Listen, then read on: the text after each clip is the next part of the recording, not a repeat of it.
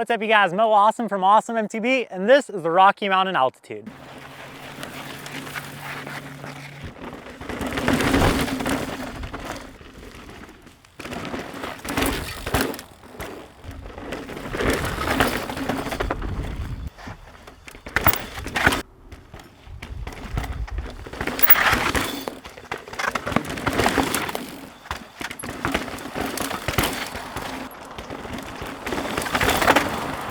What's up you guys, Mo Awesome from Awesome MTB. Welcome back to the channel and welcome to another bike review. Today we're going to be breaking down the Rocky Mountain Altitude. This is a 160mm travel 29er from Rocky Mountain, and this thing really is race bred. Now I've actually been fortunate enough to spend a lot of time on Rocky Mountain bikes this year, actually almost their entire quiver. I've ridden the Slayer, I've ridden the Instinct, and now the Altitude, and I really do feel like each one of those bikes has a very unique personality. And at first, when I first saw the Rocky Mountain Altitude and I heard it was so close to the Slayer travel-wise as well as Geo, I was definitely worried that I would feel a little bit of overlap and not really feel a need for the Altitude. But after riding this bike for the last few months, I can say that this has become one of my favorite enduro bikes I've ever ridden, and that's a bold statement because I've ridden a lot of bikes. Now, before we get into this review, I do want to give a huge thank you to Jenson USA for sponsoring this video. If you didn't know, Jenson USA is one of the largest online bike shops out there, and they are awesome. They have so many bikes and parts in stock ready to ship to you with same-day shipping. Their prices are incredible, and their customer service is second to none.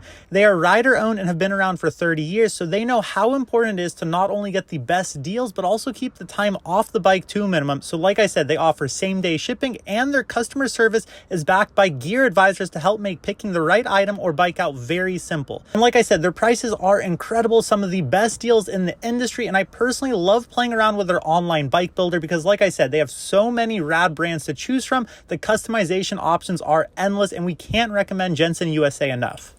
And like I mentioned, Jenson USA is one of the largest Rocky Mountain dealers in the nation. They have so many awesome sales on their website. I'm gonna leave some of those crazy deals in the description of this video, as well as how I personally would build up my Rocky Mountain Altitude, so be sure to check that out. Huge thank you, Jenson USA, for sponsoring this video and making these reviews possible. And with that being said, let's get into the review. Now, starting off with my test bike, this is the Rocky Mountain Altitude in a C70 build. This is actually a size extra large. I'm 6'2" for reference with an 805 saddle height, and this thing fit me like a glove. Up front, we have a RockShop Zeb Select Plus with 170mm of travel. In the rear, we have a RockShop Super Deluxe in the Select Plus. We have an XT 1x12 drivetrain. We have a race face dropper post with WTB saddle. We have race face handlebars up front and Shimano XT brakes. We have alloy race face arc wheels with a 370 DT Swiss rear hub. And for tires, we have a Maxxis Assegai up front and a Minion DHR2 in the rear. Now, the Altitude does come with CushCore pre-installed from Rocky Mountain, so that is a perk if you're into CushCore. The Altitude also features internal frame storage, and this is going to be the new design from Rocky Mountain.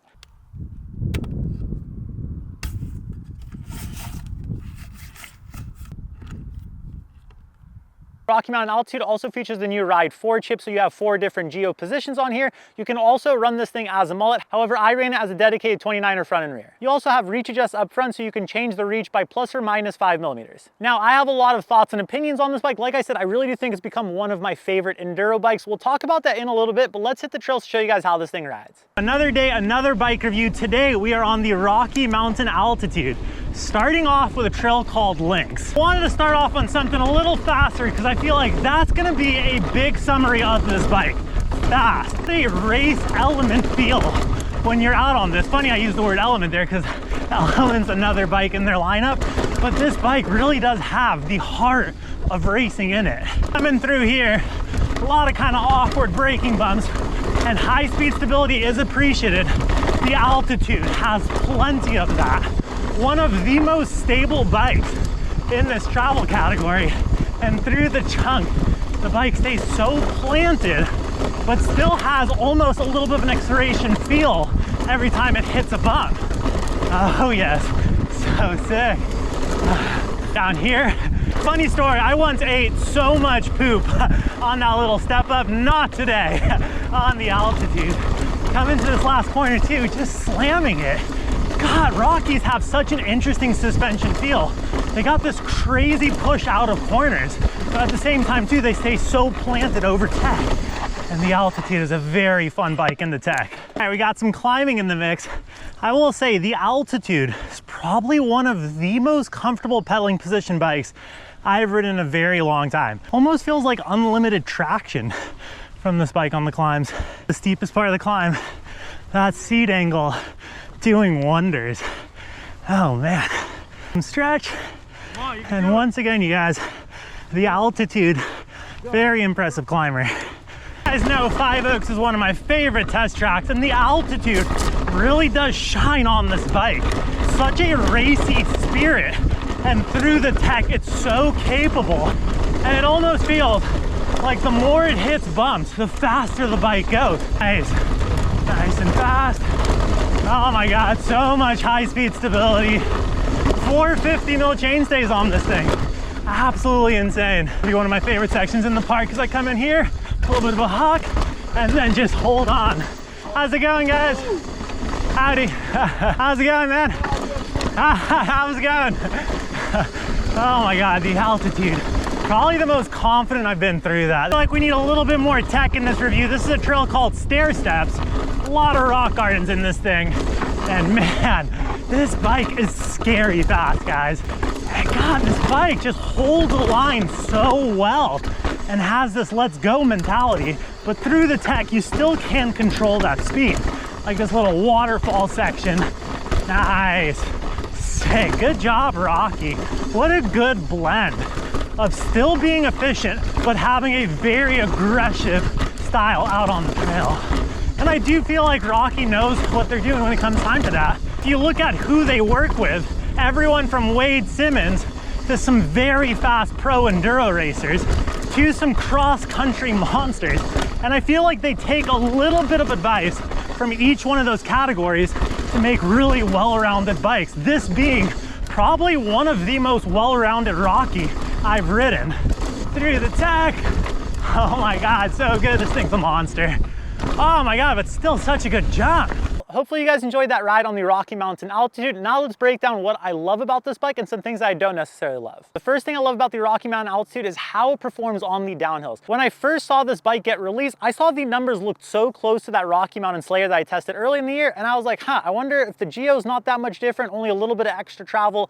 Is this bike gonna be that much different? Yes, it is. You can feel at its heart, this has a race bike inspired element theme to it. And out on the trails, you have so much high speed stability while still staying plush with that 160 millimeters of travel. However, you're also able to get this thing in and out of corners with ease. Yeah, that is very interesting because even though the rear chainstay is a little bit on the longer side, giving that high speed stability there, you still get that playful pop that you want in and out of corners. Like I said, it's a very race oriented style feel out on the trails, and the bike really does want to go fast. That leads into the next thing that I love about this bike is the suspension design. I did feel like this Rocky Mountain, every time you're out on the trails and you hit bumps, the bike just kind of generated speed and wanted to go faster. If you've ever ridden a Yeti Switch Infinity, I feel like that's also a similar suspension design out on the trails where you hit bumps, it kind of generates a little bit of speed and you're able to use trail features to generate speed out on the trails. Like I said, this bike wants to go fast, and it kind of felt like the faster I went, the more at home the bike got. Another thing that I love about the Rocky Mountain altitude is how plush the bike felt on bigger hits.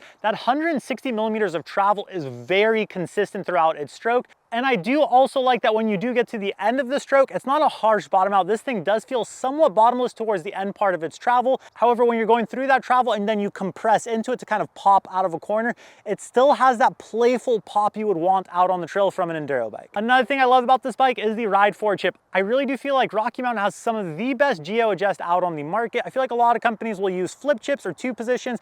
The Ride 4 chip is a true geo adjust. You have 4 different geo positions, and it not only changes the geometry, but also how the bike rides in its travel. And overall, it's really fun to be able to experiment with each of the geo adjustments. Now, let's talk about some things I don't necessarily love about the Rocky Mountain altitude. The first thing is I do feel like Rocky Mountain needs to start labeling the Ride 4 chip. I really do like having those adjustments, but I feel like just a simple like high, low, or like what position you're actually in would help out a lot out on the trails when you are making that adjustment. Another thing that I didn't necessarily love about this bike was the initial slow speed pedaling. Like I said, this bike does really good in getting up to speed as well as out of the saddle sprints. I feel like when you're out of the saddle and you're sprinting on the altitude, it's such an efficient pedaler. However, at slower speeds, when you're kind of just slowly meandering up climbs, it does feel a little bit more active and somewhat reliant on that rear lockout. Now, as soon as you hit that lockout, no problem anymore. And in fact, the seat angle on this bike, I love the steepness of it, and it really does feel like a very planted feel on climbs.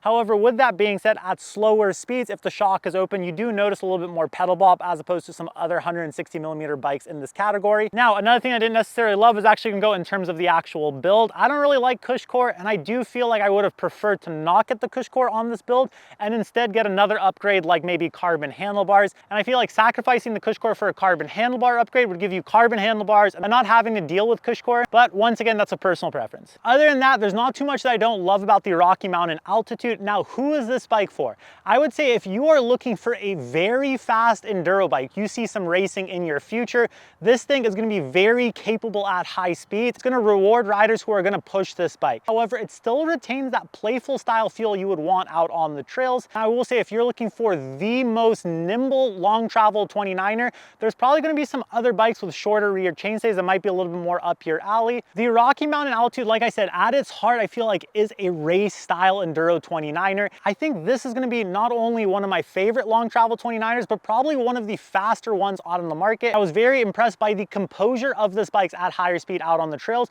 while at the same time not being overbearing. I could still see this being an all-day bike because it pedals really well. It's a very capable climber, and it's a very comfortable climber as well. As soon as you hit that lockout for long days in the saddle, you're gonna have no problem at all. And like I said, very comfortable pedaling position. But I will say, if you're a rider out there that you're looking for the most efficient 160mm 29er, or you're looking for something super playful, there might be some other bikes that might be a little bit more well suited to your needs. If you guys have any questions about the Rocky Mountain Altitude, let me know in the comment section. Like I said, I'll put my dream Rocky Mountain Altitude build in the description of this video. Huge thank you to Jenson USA for sponsoring this video. Be sure to check out those sales because they are insane. And until next time, you guys, ride awesome. You.